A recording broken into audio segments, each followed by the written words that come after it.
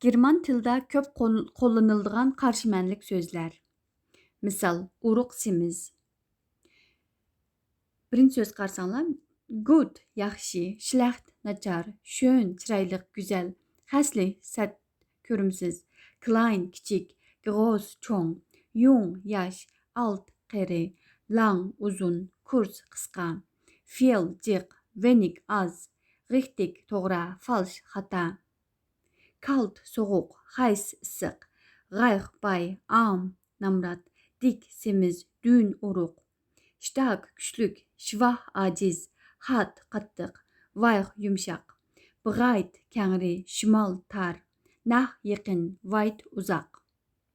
Warm illiq, kühl so'rin, gesund sog'lom, krank kasal, spät keyin, früh baldur, trocken quruq, nass ho'l, laut unlik, leise jimjit, hoch egiz, tief pakar, dunkel qarang'u, hell yo'ruq.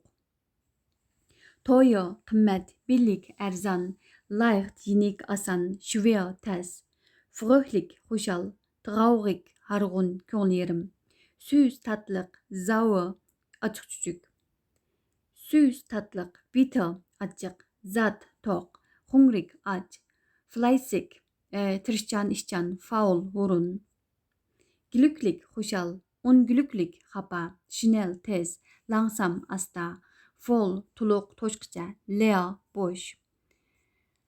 Meni qo'llab qanalimga a'zo bo'lg'aysizlar. Mening qanalimning ismi Ayşemgül muallim. Andan keyin germancha a'zo bo'lish, kanalga a'zo bo'lishni abonnieren deymiz. Amsa keyingi videoda ko'rishaylik. Tschüss.